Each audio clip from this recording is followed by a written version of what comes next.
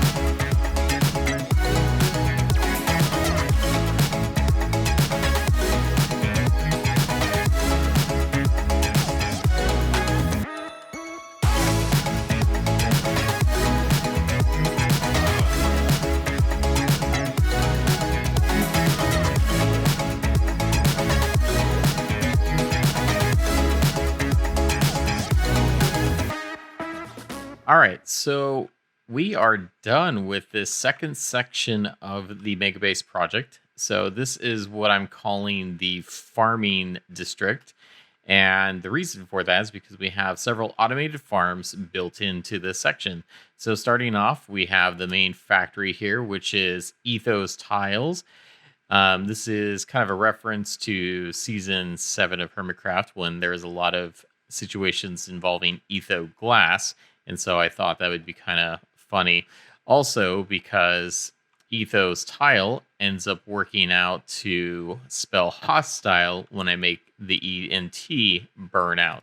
So this is supposed to look like a rundown factory. And then on the inside, it actually hides a 4-layer creeper farm. So we can see there's already creepers falling down to the bottom here.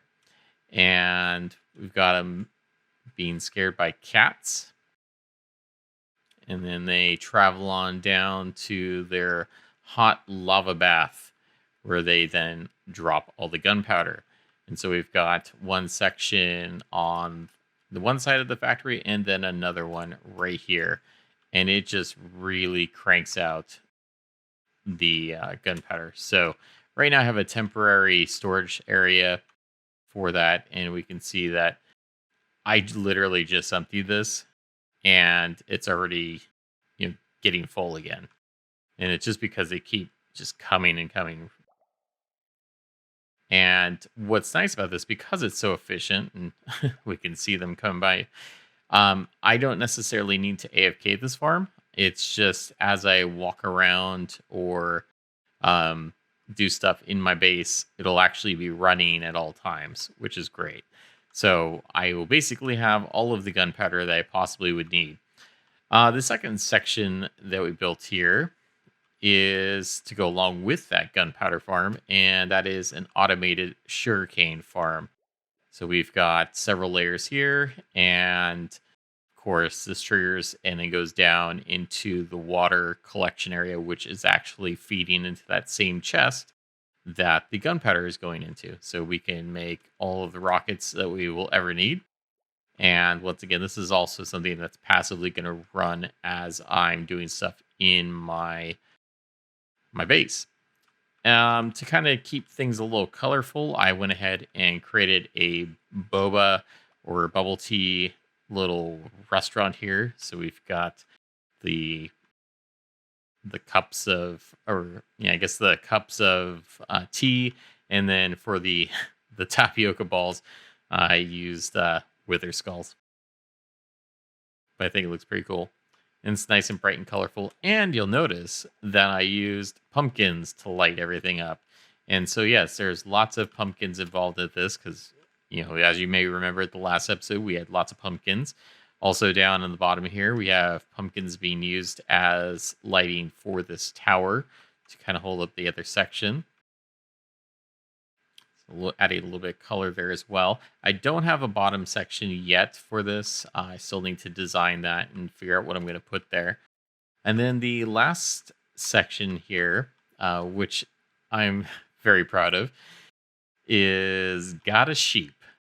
That's the B-Dubs themed wool farm. So inside we've got a bunch of different pods with the sheep, and it will automatically shear them.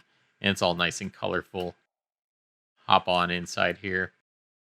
We've got the nice carpet. It's kind of like a piñata or Easter egg. It's just going nuts. And then, of course, that pattern's carried up the wall. And we have our different colored wool. So at a glance, we can tell what's inside of each chest. And we can actually access these from the top and the bottom. So if I need to pull something out, I can do that. Now, I did notice that it looks like that some of this wool is getting stuck up on top of here. So it looks like we're going to need to put some glass in as well. I had to leave that open to actually get the sheep in there, which was not fun with rails. So we got them in there, and then I'll block that off so that the wool actually ends up going down in here. But so far, I mean, it's doing pretty good. But yeah, that is a section, and it pretty much doubles the size of this mega base build so far. So I'm liking how it looks. It is a little bit different. It's not necessarily the smaller buildings as in the original Ninjago stuff, but I think it fits. And then especially when we get the Japanese style buildings towards the bottom there, it'll really tie everything together, I think.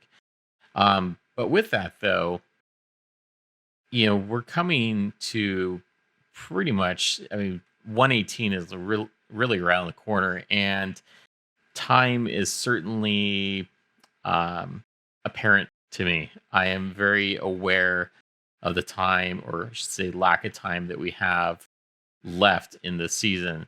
So I think some of the plans that we were planning on doing, like covering the entire island with buildings, may not be feasible. we may not be able to get the entire thing covered, but we've made a pretty good start. I'm thinking maybe next time we work on this section over here and see if we can get some buildings across there. But it is unfortunate that I probably won't be able to create a full island of this stuff. It's just not enough time.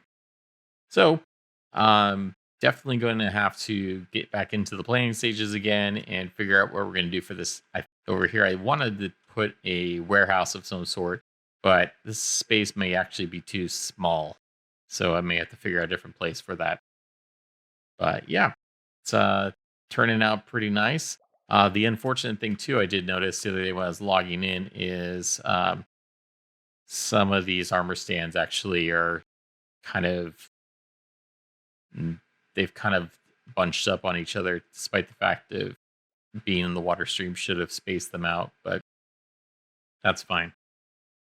Oh, and then the other thing I wanted to show you is while I was putting together the build here, we had a weird situation happen. So there was two wandering traders that spawned at the same time, which is completely unheard of. Normally they're limited to one spawning at a time, but I had two of them. So that was kind of strange.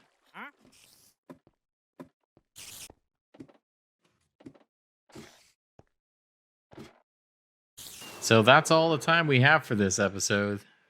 Really thank you for tuning in and seeing all the wonderful builds that we're making. And hopefully more exciting stuff to be coming soon.